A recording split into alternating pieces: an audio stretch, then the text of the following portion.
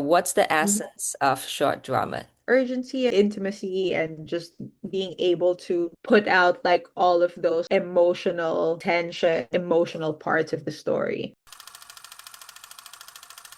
My name is Steph Tablizo. I'm a director and producer based in Toronto. Over 15 years of experience in like film and TV. For the last couple of years, I've been focused on vertical storytelling. So I've directed and worked on close to a dozen vertical by now.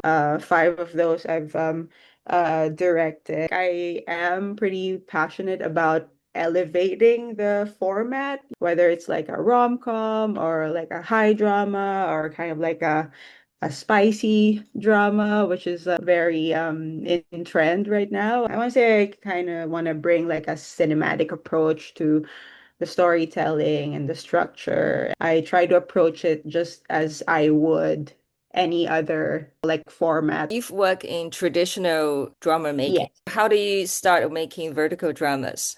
I guess I was just at the right place at the right time. How a lot of things work in this industry.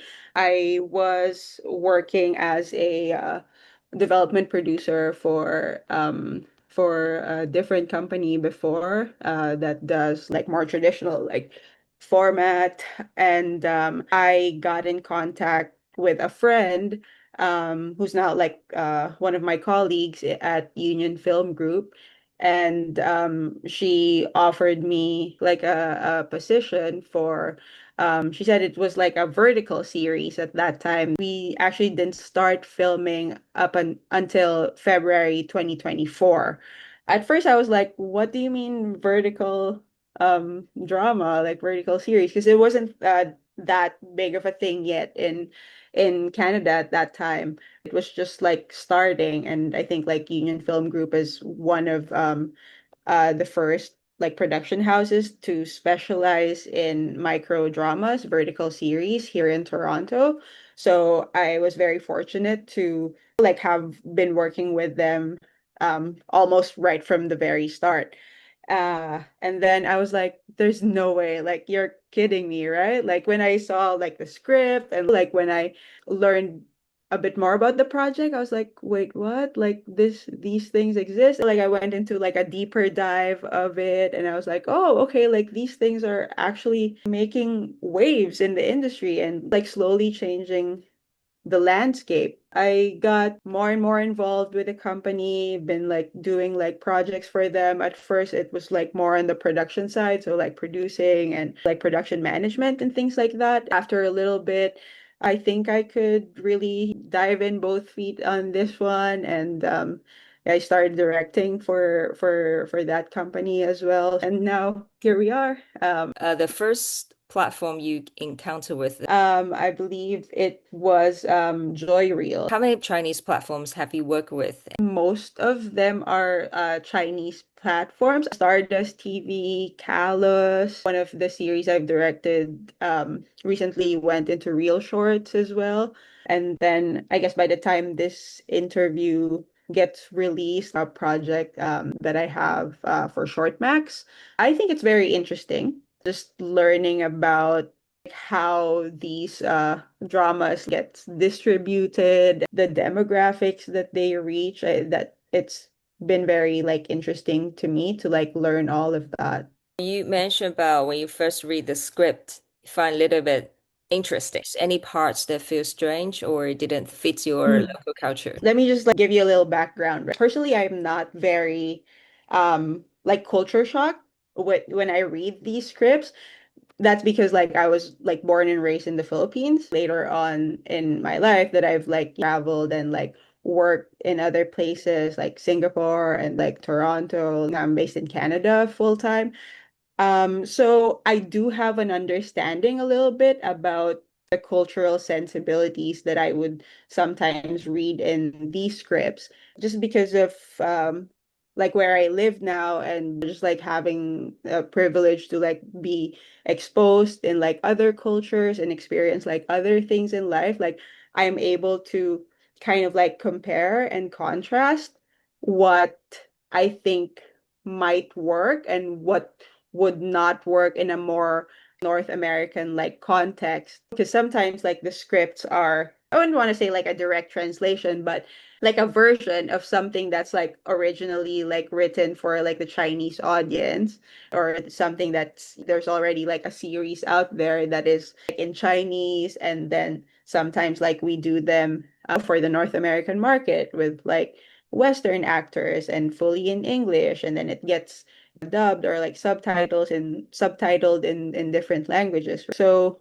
sometimes for me, when I read these scripts, I'm like, oh yeah, I remember like hearing or like encountering like certain like phrases when I was still like living in Asia primarily. And I also understand how that might not work for like a North American audience. Like culturally, there are just like some things that are not 100% aligned. What kind of stories or parts would not align with the Western audience? For example, women getting like slapped, or like women being a part of like arranged marriages or like contract marriages, like things like that. Sometimes it might come across like a little bit like different or like offensive to like some other audience out there.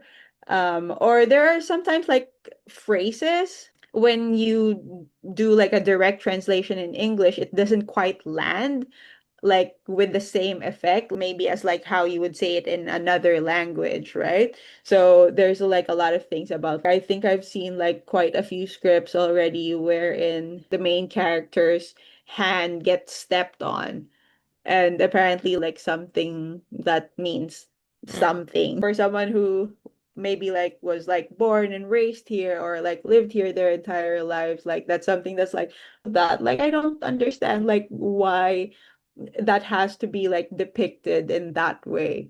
There are some things that I kind of like get like culturally in that sense, and there are things that have like that's the time where you can, I feel like you can make suggestions and be like, what if we change this to something like this instead?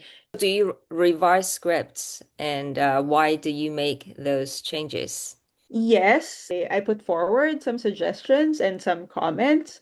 There is a step in our own process, like as a company, to kind of like localize like the scripts. When we kind of read scripts and realize that oh, this kind of like cultural reference might not be like very understandable for North American audience, we would offer like suggestions to still have kind of like the same impact, or make sure that we are still kind of like telling the same story, but like reframe it in a way wherein it would not seem like problematic or inappropriate or offensive or anything like that. You mentioned about contract marriage, but sometimes it's still the core of the story. You can't change like major plots, right? Like the subplots that's revolving around it, or even like the dialogue. Sometimes it's not just like the words that are being said, but also like the manner of saying them or the delivery. What kind of stories or genres have you directed so far? I've done like rom-coms, I've done like a spicy drama, BDSM themed one, a mafia one. My current project is kind of like a mafia love story. I've not directed like a werewolf one, but I've worked on one. I've worked on a ton of like CEO, billionaire love stories. Are they mostly love stories? Yes, I want to say 90% of the scripts that I have read so far that have like landed on my lap, the love story underneath it all. There's like layers of things in it, but to its core, I think like it's a love story. Was it hard to balance story and sexy scenes? Yes, I've done two so far. I would say they're like very different. They revolve around like very different plots. One is a bit more bolder than the other. For both of them, it is quite a challenge to try and balance story and it still being spicy and it also being safe and not promoting anything that could potentially like put any of our viewers at risk. What do you mean safe? How like there are some like BDSM themed stories out there, and basically like BDSM is a practice that is rooted in consent, like at least like for the things that personally I make sure that that element of what BDSM or what kink is reflected in the story. Not BDSM if there's no consent. Someone is not consenting to the things being done to them, then like that's not BDSM. I'm a big advocate of making sure that like these things are put forward in a manner that doesn't give our viewers like a very wrong idea of what it is. You mentioned about BDSM and spicy things. Do you think it's a trend? Yes, just based on like the things that are like getting released recently and like the things that are getting like a lot of views, like a lot of publicity out there. I think there are stories that are uh it's getting into like that spicy realm, a lot of the stories. Do you see any changes in the type of stories or genres being made recently? I think there is a good mix of like spicy themed ones. I'm also seeing like a lot of original content being created and being produced. Like I've done one wherein I was like reading it and I was like, this is like almost just like a straight up rom-com. No one got kidnapped, no one got slapped 15 times. There are still like those elements that would like hook you, that would like shock you. But for the most part, it's not something that I've seen being done like 20 times before. Like it's not a werewolf story, it's not a vampire, it's not a mafia. I've seen some that are like really fun and I think really trying to like push the envelope in terms of like storytelling and not very usual vertical tropes. What genres do you think will become popular next? What genres do I think will become popular next, or what genres do I want to become popular next? For what I think there is like a rise in things that are a little bit spicier. I've also been seeing quite more content that has like queer storylines and queer stories. Um, I'm seeing quite a few really interesting rom-com original ones that doesn't really like focus on like them being billionaires or that kind of thing. I'm hoping to really see a lot of those. I'm seeing a lot of like women empowerment stories wherein the female characters are like super badass. I'm very excited for those ones. What unique perspective do you think female directors can bring to the short drama format? I'm a queer, like non-binary person. I'm assigned female at birth, so I do have a lived experience like as a woman, and I feel like there are a lot of like female directors that are very particular and very detail oriented and care about content in a way wherein they also want to portray women to be depicted in like a very confident, empowered, like super badass characters that they are. Worked with like a few female directors as well, being a producer, and I've seen like the kind of like care that they bring in terms of like just like reading the script and like giving comments and giving suggestions on how to like make it better. And even for myself, I would say that I'm very detailed oriented and I don't really like treat verticals as an afterthought. Like I always want to bring kind of like a cinematic like touch to it, always trying to like elevate it in such a way that people would start seeing it as something that's really like not just like a guilty pleasure watch, something that they want to share with their friends and be like, oh, you know what, like I've seen this like vertical, it's like really good. At the start of it, guilty pleasure watch. You don't really like tell people that they're watching it, but they're watching it, but they don't want other people to know. And I think we've entered an era for verticals wherein people are actually like proud to watch these things now. People like dedicate pages to just kind of like review vertical series, give them ratings and things like that. So I think there's a whole world to unlock in terms of this industry in general. I'm very happy that there are a lot of like women directors out there who are also becoming a part of that. Do you think the short drama format is particularly suited to exploring female-driven stories? Yes, I think a lot of the viewers that I've interacted with are mostly female. The viewership is female. I think that there is value in making sure that they like how they are being represented in these things. If our viewers are like mostly female, I feel like they would want to see like more badass females and like more empowered women in these kinds of like stories. They want to see like some hot guys and like thirst traps and like abs and things like that. Eye candy is always good, like for anyone and for everything. But yeah, there is really like something to giving more focus on female driven and women empowerment stories. What's the difference between directing long form and short form dramas? One of the big differences is like the budget and the funding. Vertical dramas follow like a very different funding structure than like how films or TV series or web series would typically get made here in Canada or like in Manila or in Singapore. Every place is different, but for the most part, the funding and budget part of it is different.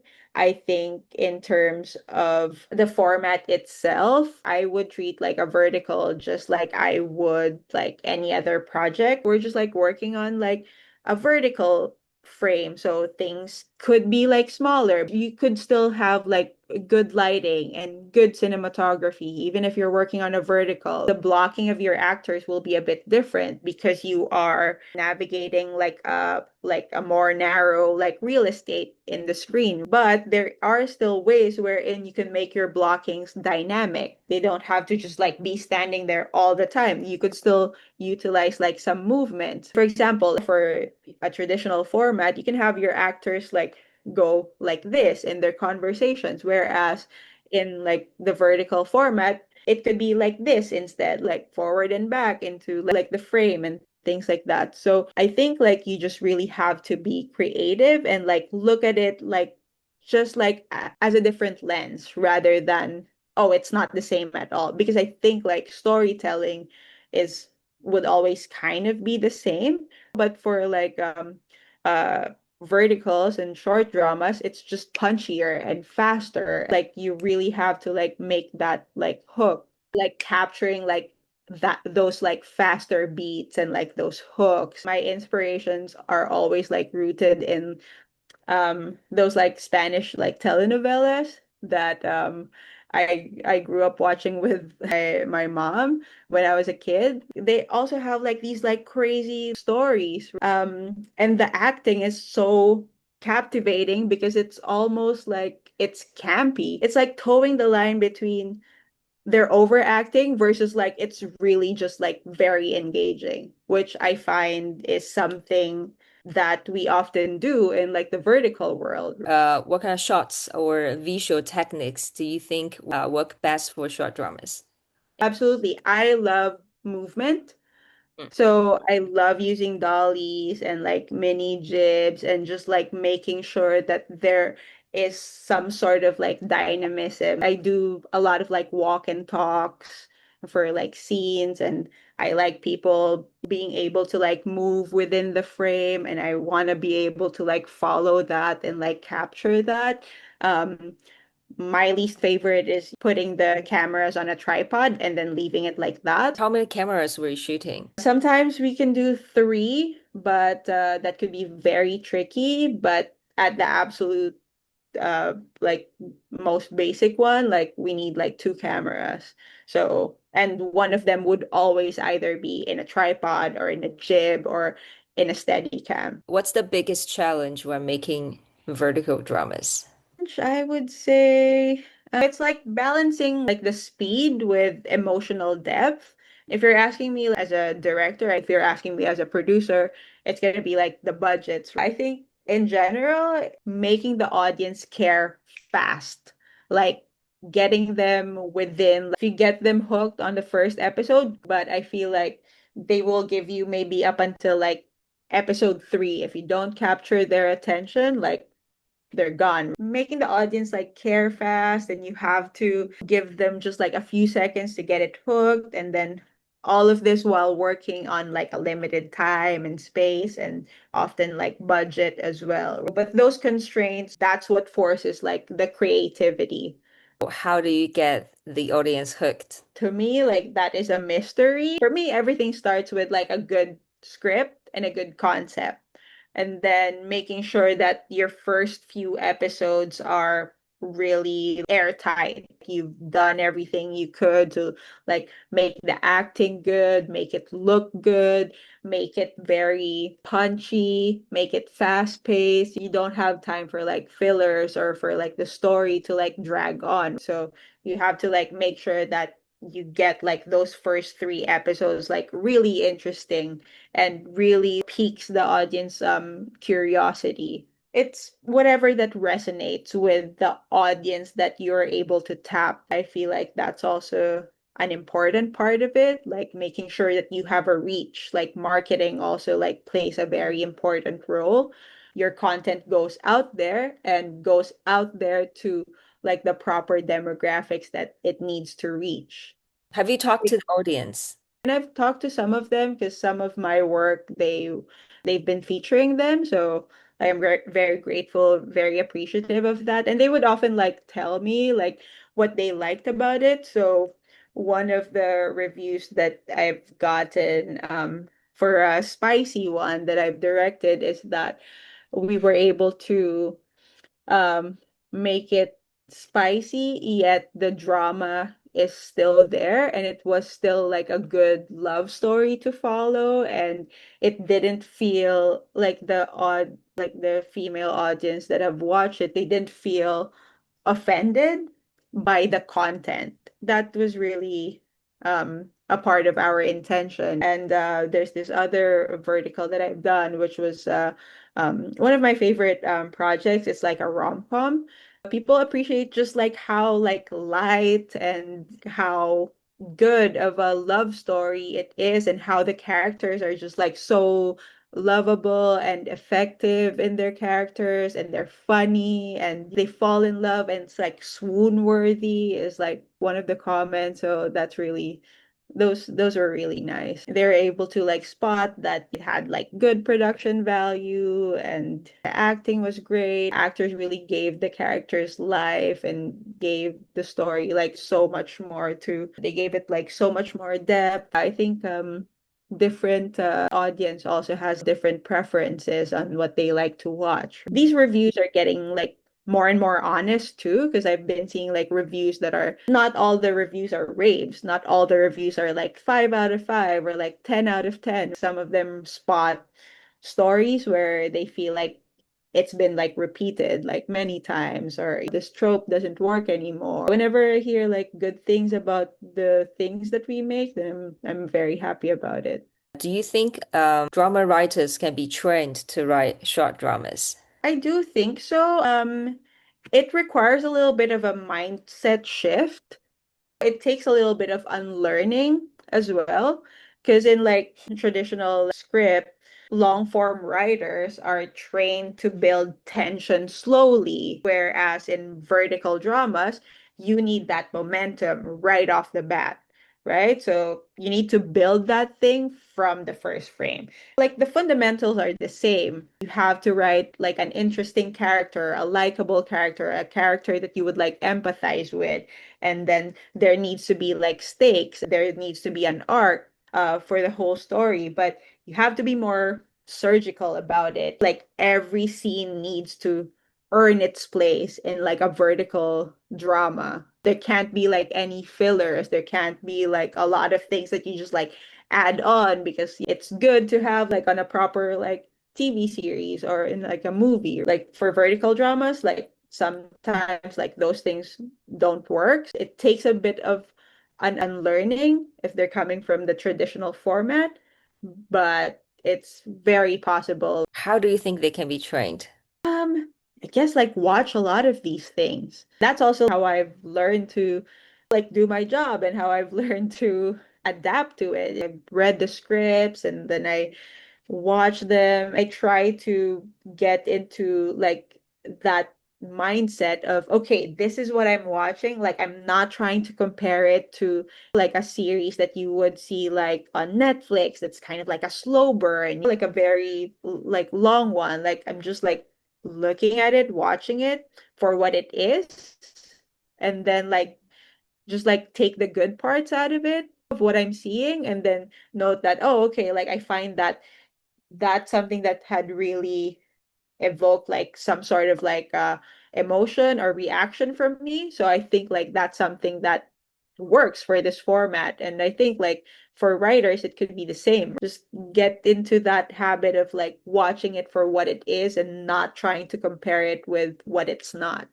Do you see any major differences or information gaps between the Chinese and Western short dramas? I think just like to respectfully highlight the differences while showing curiosity. There are things that are like very culturally different, but like that doesn't mean that we can't do those things out here in North America and have it like be interesting for like the North American audience as well. But one thing I really like about short dramas is how stylized they are.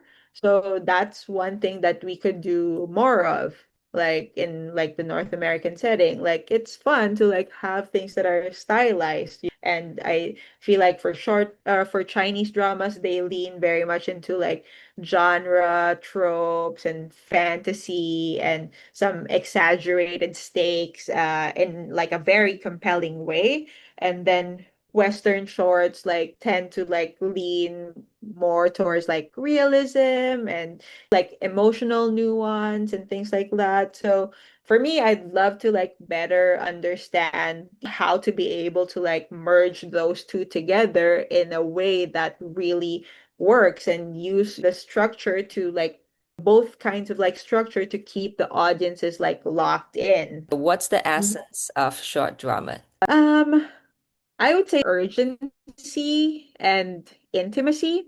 It's there to make you feel something and make you feel something fast. And that often works best when it's character driven and stripping away like all of the fluff and the fillers and then going straight to the gut, like going straight to like the important plots of the story. I would say urgency and intimacy and just being able to put out like all of those emotional parts of the story. Do you think vertical dramas will keep growing? Definitely. Like, I feel like we're still very much like in the beginning of its audiences are craving like bingeable, high impact content. And the verticals are giving us that in a format that fits people's lifestyle. I don't think it's a trend. I think there is a shift in how people are engaging with content and with story. I think like maybe like TikTok paved the way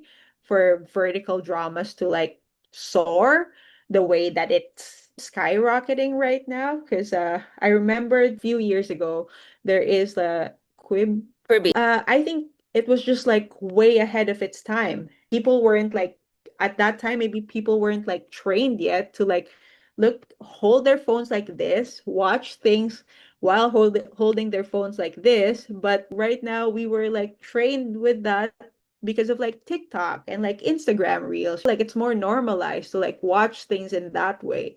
So I definitely think there is so much growth and so much more potential to be unlocked in terms of like the vertical industry. what changes do you hope to see in the industry? More seriousness, just like more respect for like short form series as like a legit genre. I hope like people start treating it like as serious as they would treat film and TV. So what I mean by that is like maybe like better writing, better production values, creators hopefully like paid better. Same with like actors. I would love to see more global collaborations as well. I think that we have like so much to like learn from each other. I feel like we could work together to like elevate this medium. How can we get people to take short drama more seriously?